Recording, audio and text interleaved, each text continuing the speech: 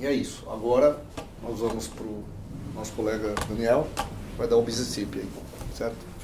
Bom. Boa noite. Hoje eu falo para vocês com o alívio de quem conseguiu a Bitse do prédio. Saiu ontem, graças a Deus. Um peso de 44 mil pés quadrados que sai das nossas costas. A gente pegou a Bitse das nossas unidades e o Bitse temporário das áreas comuns. Agora a gente tem 90 dias para... A gente tem 90 dias para... Para terminar... Ah, não, isso aqui eu não uso. Não, a minha apresentação está aqui. E agora a gente tem 90 dias para terminar uns detalhezinhos que a prefeitura pediu para a gente fazer, mas deu tudo certo. 4 anos de bastante trabalho, está lá o prédio inteiro em pé. Já passou por um furacão categoria 5. Resistiu. E graças a Deus agora as pessoas vão poder morar no prédio. Na sexta-feira a Ilane pediu para fazer uma palestra aqui. Eu já tinha algo mais ou menos preparado sobre economia da Flórida. E eu preparei isso no começo do ano. Aqui eu tenho algumas colas. Porque desde 2008, os economistas, eu sou formado em economia, então posso falar mal deles, eles estão aplicando a teoria do relógio quebrado. O que é a teoria do relógio quebrado? Se o relógio parar, uma vez no dia, ele vai dar a hora certa. Todos os dias ele vai dar a hora certa, pelo menos uma vez no dia. Se for de ponteiro, ele vai dar 2 ainda. O que eu quero dizer com isso? Desde o crash em 2009, os economistas falam, o próximo crash vai chegar. O próximo crash, Estados Unidos está próximo de quebrar, o mundo vai quebrar de novo. E isso todo ano, consecutivamente, isso acontece. Mesma coisa que o Ricardo Amorim falou em 2010, que o índice Bovespa ia chegar a 100 mil pontos. Então eu estou falando agora que o índice Bovespa vai chegar a 200. Uma hora ele vai chegar. Mas entender como funciona e o porquê que ele vai chegar lá, que é o importante, principalmente para nós que trabalhamos com negócio. Devo fazer investimento, devo me alavancar, devo fazer isso ou aquilo. Para entender basicamente economia a gente passa 4 anos estudando oferta e demanda. É só isso que a gente estuda. Contador estuda débito e crédito durante 4 anos, economista estuda oferta e demanda. Oferta e demanda de dinheiro, oferta e demanda de trabalho, oferta e demanda de produtos e serviços. A economia basicamente ela funciona quando a oferta e a demanda estão teoricamente em equilíbrio. Em equilíbrio nunca vai estar, mas ela está sempre muito próxima. Quando existe um excesso de qualquer uma das partes, a gente tem um problema. Miami em 2010, 0 vendas. Começou a voltar ao mercado, nenhum prédio novo, todo mundo começou a construir. Miami em 2015, 15 mil apartamentos para vender, excesso de oferta. Aí o que acontece com as vendas? Os preços caem, porque ele precisa se ajustar. Isso acontece em todos os mercados. E quando a gente fala em economia, que a economia está ruim, é porque isso aconteceu não no nível microeconômico de um segmento específico imobiliário, mas isso aconteceu no nível macroeconômico em todas ou a maior parte dos setores econômicos, que foi o que aconteceu em 2008. Excesso de dinheiro, de repente começa tudo a quebrar, os bancos falam, não vou emprestar mais, aí segura o dinheiro todo. Aí a GM não tem dinheiro para pagar o fornecedor, que não tem dinheiro para pagar o funcionário, e todo mundo quebra em cascata ao mesmo tempo.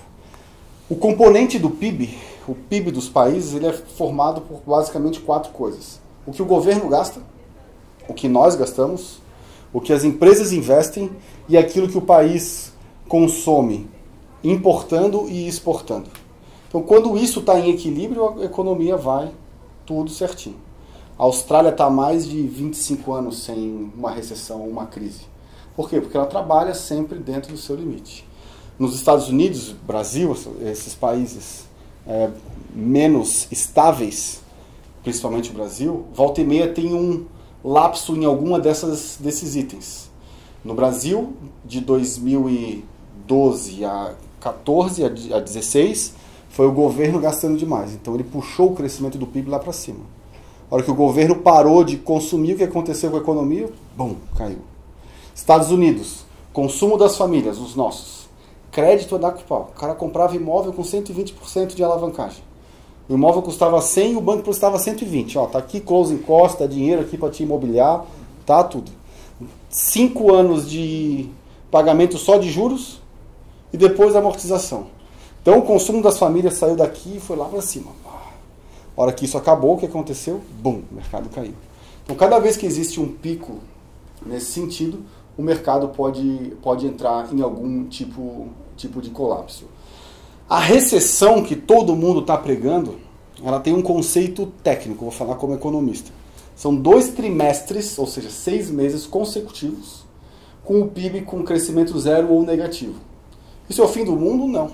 Hoje a empresa vende $1 milhão, no mês seguinte ela vende 0, isso não significa que ela esteja ruim. Na média dos 2 meses ela vendeu $500 mil.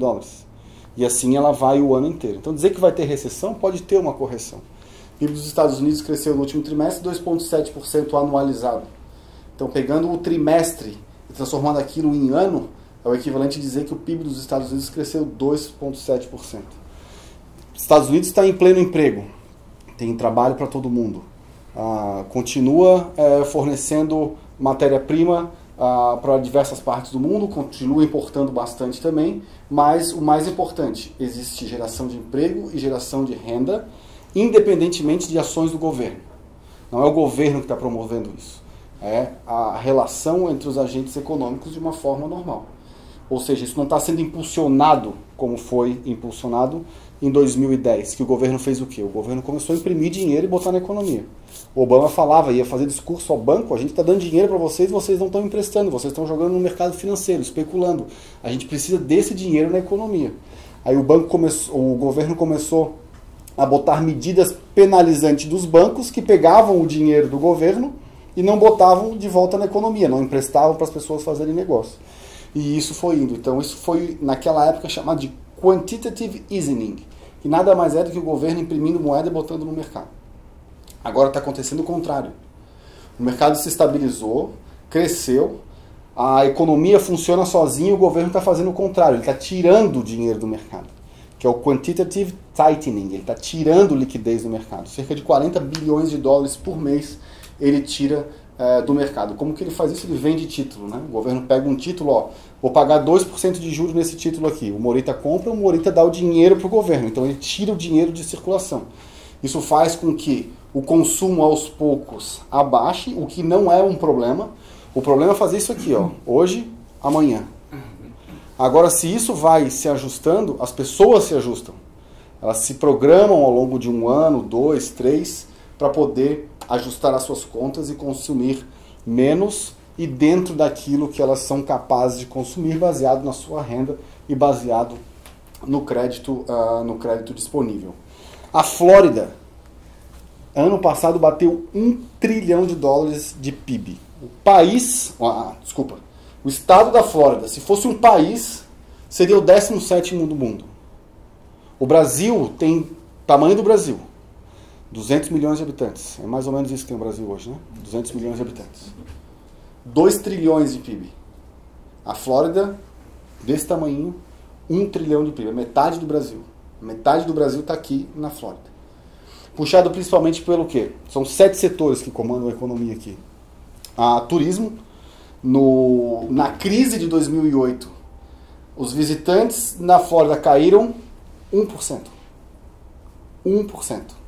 O mundo quebrado, no Brasil, o pessoal diz que a ação da Ambev sobe quando tem problema, né? O pessoal vai beber pra... Aqui nos Estados Unidos é o contrário. O mundo quebrou, beleza, estamos ferrados mesmo, vamos pro Mickey.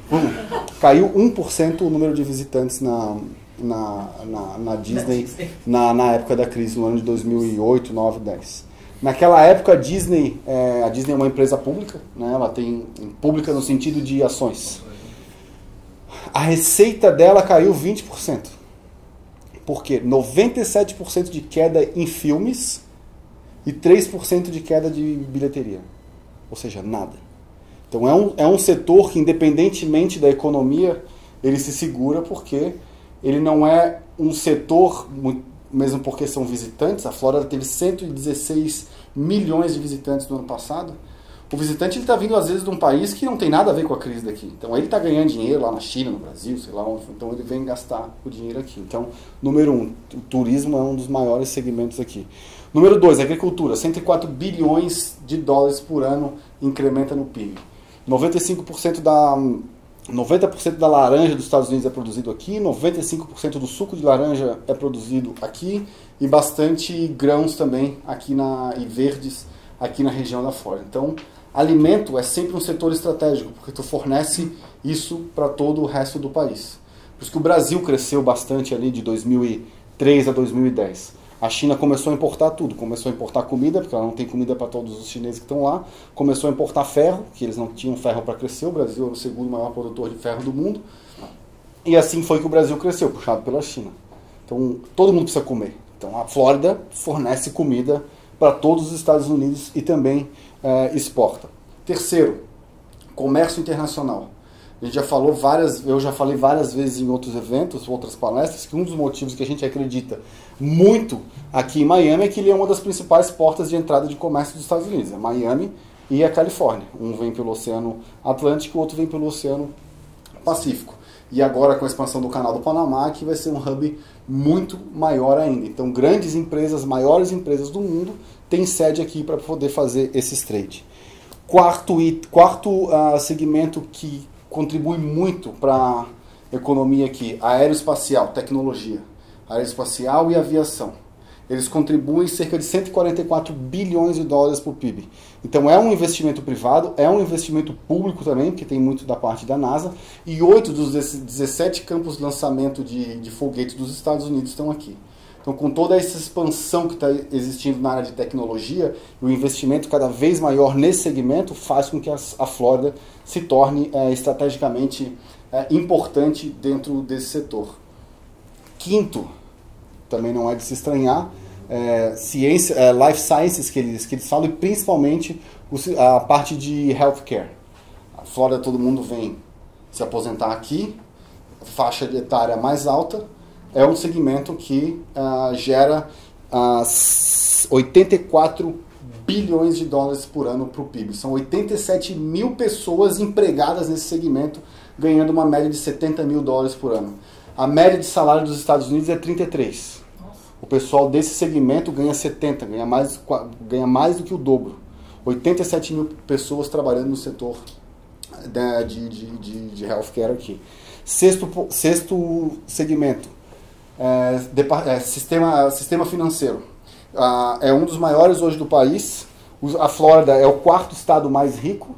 Agora vai potencializar mais ainda com o pessoal, principalmente de Nova York, Nova Jersey e Illinois, descendo para cá, trazendo sua residência fiscal para cá. E hoje eu vi uma matéria que já estão anunciando para o ano que vem uma criação de uma bolsa de valores aqui em Miami Stock Exchange. Então, trazendo esse polo financeiro aqui para a região, principalmente no sul da Flórida. E sétimo, lógico, o maior deles, que é o segmento imobiliário, real estate. São 165 bilhões de dólares por ano que gera negócio no real estate. E o real estate não é só especulação. São 1.000 pessoas por dia que vêm morar na Flórida. 1.000 pessoas todos os dias cruzam a fronteira, seja da Geórgia, seja aérea, seja de mar, que vem morar na Flórida. Dessas 1.000 pessoas, 900, 45% vem para a nossa região aqui, Palm Beach, Broward e Miami. Então, o real estate não é só o cara comprando e especulando aqui nesses imóveis. É o cara que vem com a família para morar. Ele precisa de casa, precisa alugar, ele precisa comprar, ele precisa de um molde desse aqui para botar o negócio dele para funcionar. Ele precisa da infraestrutura que o mercado imobiliário dá para ele fazer. A Flórida foi no ano passado o segundo estado que mais recebeu migrantes, pessoas que migraram para o estado. O maior deles foi o Texas, o segundo maior foi a Flórida, considerando americanos e estrangeiros. Quando você exclui os estrangeiros, a Flórida foi o estado que mais recebeu novos moradores, só daqueles que já são residentes, seja americano ou pessoas com green card. Pessoas se mudando aqui para a Flórida. Quais são os principais motivos? Qualidade de vida, é um dos melhores estados para se ver em termos de... Flórida é plano, então a poluição não para aqui, né? Bate o vento, leva embora. Diferente de Colorado, que é montanha, Nova York, que tem também lá uma parte que é mais rural, a Califórnia também, que tem as Rocky Mountains de um lado lá que não deixa a poluição sair. Então, a Flórida é o estado que tem o ar mais limpo dos Estados Unidos. Melhor qualidade de vida, o segundo estado com melhor geração de emprego, perdendo só para o Texas. Então, todos esses são fatores que estão fazendo com que as pessoas venham morar aqui. É um dos estados que mais cresce na geração de emprego. Ano passado cresceu 2,8% a geração de emprego aqui. Ano passado no final de 2017, existiam 335 mil pessoas desempregadas no estado. E foram criadas 227 mil vagas de trabalho. Ou seja, praticamente todo mundo que estava desempregado foi empregado. Foi absorvido. E para esse ano eles esperam números mais ou menos nessa grandeza. Então a gente tem um déficit aí de criação de emprego e desempregados de 60 mil pessoas no ano. É nada. É nada. É basicamente o Brasil em 2010 que não estava trabalhando quem não queria. Né? Que tinha emprego para todo mundo. A guerra fiscal, a nova lei fiscal passada no ano passado pelo governo Trump, vai favorecer muito a economia da Flórida. Nova York, Illinois, Nova Jersey e Califórnia são estados que têm income tax no nível estadual e federal. Na Flórida não tem o estadual, só tem o federal. Oi? Nova York até é municipal. E o Trump, há um ano e meio atrás, passou uma lei, conseguiu passar no Congresso uma lei, que ele antes disso, o que tu pagava no municipal, tu compensava no estadual, o que tu compensava no federal.